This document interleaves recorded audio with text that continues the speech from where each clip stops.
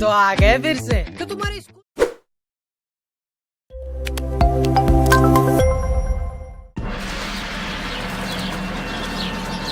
प्रीतमगढ़ के राजा खड़क सिंह बहुत ही अय्याश और मजाकिया किस्म का राजा था। अपनी दो पत्नियों के रहते हुए नर्तकियों के साथ मुजरा सुनता रहता था। इसका फायदा डाकुओं के सरदार चंपत सिंह ने उठाया। वो धीरे धीरे सरताजपुर गांव का लगान वसूल कर राजा को देने लगा।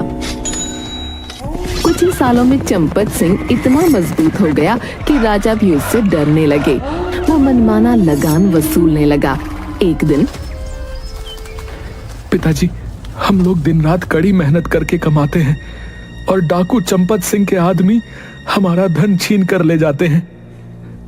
अरे बेटा, हम लोग गरीब पंडित हैं, हमें तो पूजा करवा कर अपना पेट भरना है, हमें राजनीति से क्या लेना देना। नहीं पिताजी, हमारा काम हमारे धर्म की रक्षा करना भी है। इस बार हम लोग कोई कर नहीं देंगे। हाँ नहीं बेटा, डाकू लोग बहुत ही बुरे लोग हैं। उनका काम ही लूट, हत्या और छीना चोरी है। इन लोगों से पंगा नहीं ले सकते। नहीं माँ, हमें आवाज उठानी ही पड़ेगी। कब तक हम गुलाम बनकर रहेंगे बताओ। तभी जगीरा लगान वसूलने ज्ञानचंद के पड़ोसी रतन के पास पहुंचा। क्यों रे रतन, पिछली 2 बार से तुम्हारे बेटे की तबीयत खराब है का बहाना बनाकर लगान नहीं दे रहा है? इस बार कोई बहाना नहीं चलेगा। आप सही कह रहे हैं, लेकिन मेरा बेटा बंकू सही में बीमार है और इस बार भी लगान नहीं चुका पाऊंगा। रतन, मैं कुछ नहीं जानता कि तुम और तुम्हारे परिवार का क्या होगा। मुझे तो बस लगान से मतलब है, और वो तो तुम्हें देना ही पड़ेगा, चाहे तुम जी कर दो या मर कर दो। तभी बंकू को खून की उल्टी आती है।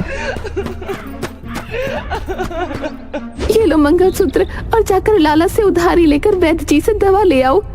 जगीरा मंगलसूत्र सुनीता के हाथों से छीन लेता है। चलो, अब तक का लगान तो इससे चुक जाएगा, और हाँ, आगे से लगान के पैसे समय से देना।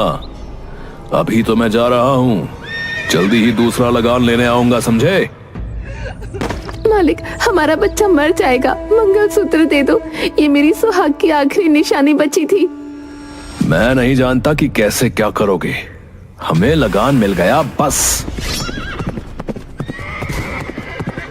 क्या हुआ बे, एक लगान वसूलने में इतनी देरी लगाएगा तो पूरे गांव का लगान लेते लेते साल बीत जाएगा।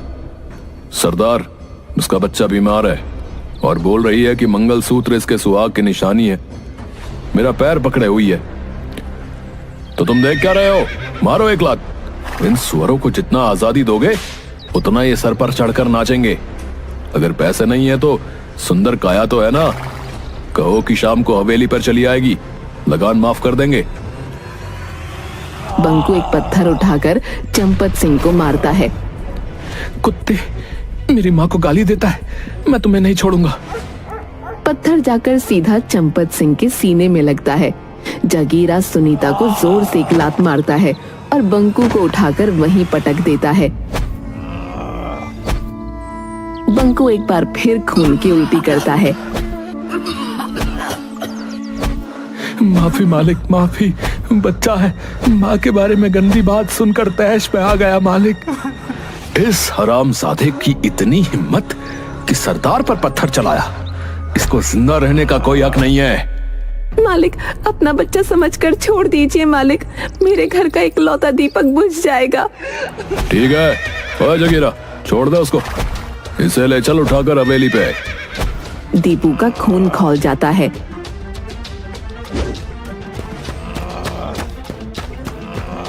चंपत सिंह की ओर दौड़ता है। सुअर, मैं तुझे नहीं छोड़ूंगा, ये ले। इतना कहकर दीपू एक लाठी चंपत सिंह को मारता है। तब तक जगीरा और उसके गिरोह के अन्य डाकू दीपू को पकड़कर मारने लगते हैं। रुक जाओ जगीरा, इसने डाकू चंपत सिंह पर हाथ उठाया है, और एक नहीं, इस गांव के 2 लड़के आज हम पर हाथ उठा रहे हैं। इनकी सजा इन्हें मिलेगी। चलो, इसे हवेली पर ले चलो, वहीं हम इसकी सजा सुनाएंगे। और उस लड़के की मां को भी हवेली पर ले चलो। मालिक, आप इसे छोड़ दे मालिक। हम ब्राह्मण हैं, हम अपने इष्ट देव की कसम खाकर कहते हैं अब ऐसा कभी नहीं करेगा। भीख मांगते हैं, हमें छोड़ दो, बदले में मुझे 10 कोड़े मार लो। चंपत सिंह उनकी एक नहीं सुनता। दीपू और सुनीता को लेकर वो अपने अड्डे पर चले जाते हैं।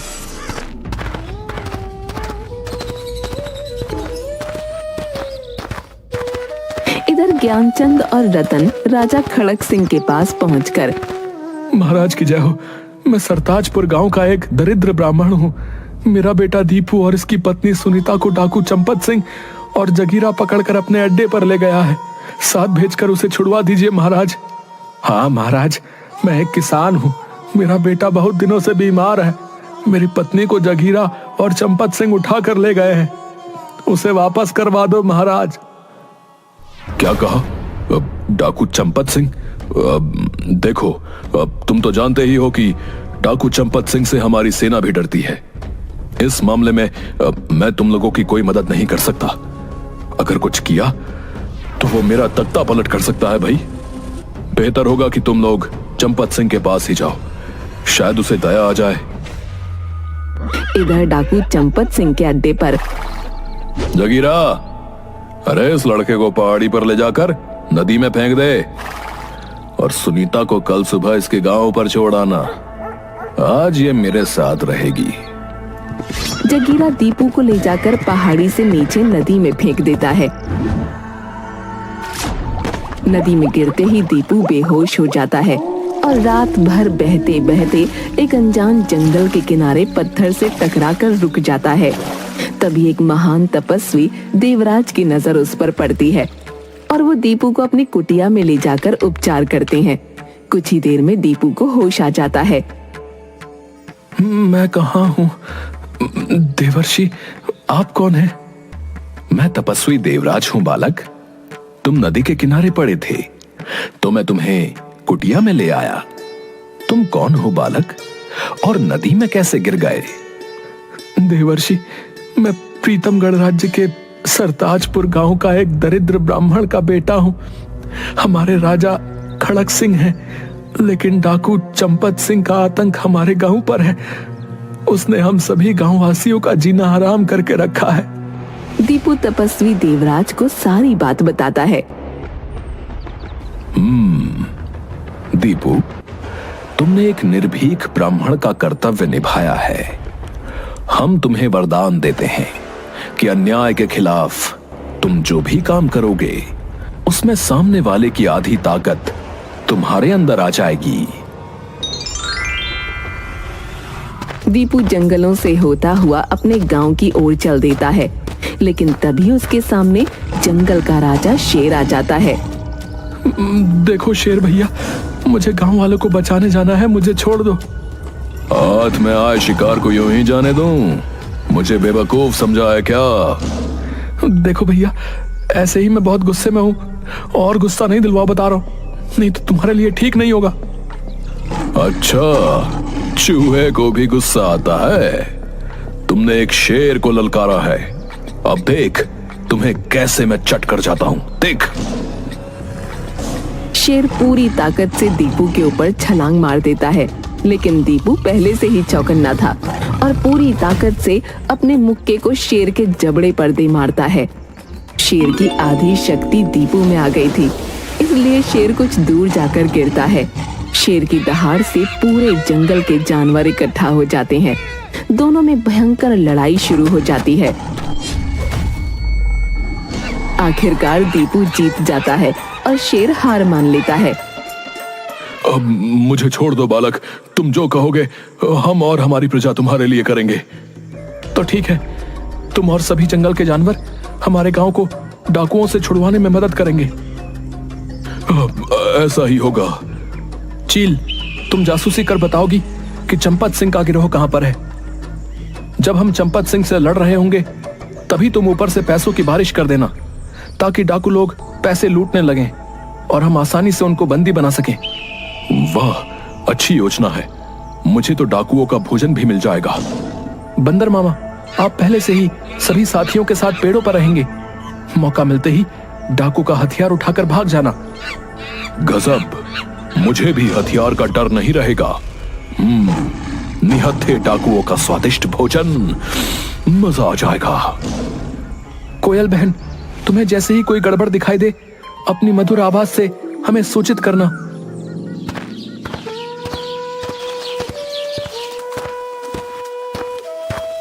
अरे मेरा बेटा, जिंदा है तू? अरे ओ दीपू की माँ, सुनती हो? जरा बाहर तो आना, देखो कौन आया है। आपको कई बार कहा कि दीपू का नाम ना लो, मुझे उसकी याद आ जाती है। अरे मेरा लल्ला तो जिंदा है, मैंने तो आशा ही छोड़ दी थी। हम कल सुबह ही गांव छोड़कर चले जाएंगे, नहीं तो चंपत सिंह के डाकू दीपू को जिंदा नहीं छोड़ेंगे।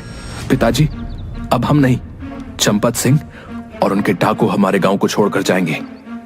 नहीं बेटा, हम लोग उनसे नहीं जीत सकते। वे हथियारों से हम सभी को मौत के घाट उतार देंगे। पिताजी की बात मान ले दीपू, हम लोग चलते हैं कहीं दूसरी जगह। अरे जिंदा बच्चे तो कहीं भी रहकर अपना जीवन गुजार लेंगे। हाँ बेटा, उस दिन सुनीता जगीरा को दांत काटकर भागकर जंगलों में जा छुपी। चंपत सिंह और उनके डाकू रतन के घर पर आए और सुनीता के न मिलने पर दोनों बाप बेटों को मार पीट कर गांव से निकाल दिया। दीपू ज्ञानचंद को अपने साथ हुई घटनाओं के बारे में बताता है। ज्ञानचंद और विजया को विश्वास दिलवाता है कि वो और जंगल के उसके साथी मिलकर डाकुओं को गांव से मार भगाएंगे।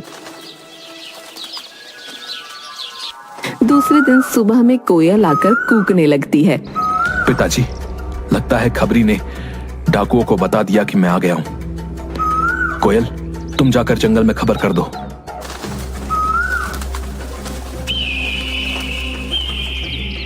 तभी चील आकर बताता है कि चंपत सिंह अपने सभी डाकुओं के साथ गांव की तरफ आ रहा है। इधर कोयल के कहने पर शेर सभी जानवरों को लेकर सरताजपुर गांव पहुंच जाता है। सभी गांव वाले घबराकर इधर उधर भागने लगते हैं। गांव वासियों, जंगल से ये जानवर हमारी मदद के लिए आए हैं। आप लोग घबराएं नहीं, अपने अपने घरों में सुरक्षित रहें। बोलो बालक, अब हमें क्या करना है? सबसे पहले शेर भैया, आप लाला के घर जाकर उसे हड़का कर पैसे ले आओ और चील को दे दो। फिर सभी जानवरों के साथ छुपकर डाकुओं के आने का इंतजार करो। चलो, ये काम तो मैं यूं ही कर दूंगा। शेर जैसे ही लाला सेठ के घर में घुसता है, पूरे घर में हड़कंप मच जाता है। सारे नौकर इधर उधर भाग जाते हैं। सेठ तिजोरी छोड़कर कमरे में बंद हो जाता है। बंदर मामा जाकर उसमें से सारे पैसे लेकर एक कपड़े में बांधकर चील को दे देते हैं। तभी कोयल कूकने लगती है। चंपत सिंह जगीरा और डाकुओं के साथ वहां पहुंचता है। पंडित, हमें मालूम है कि तुम्हारा बेटा जिंदा बचकर आ गया है।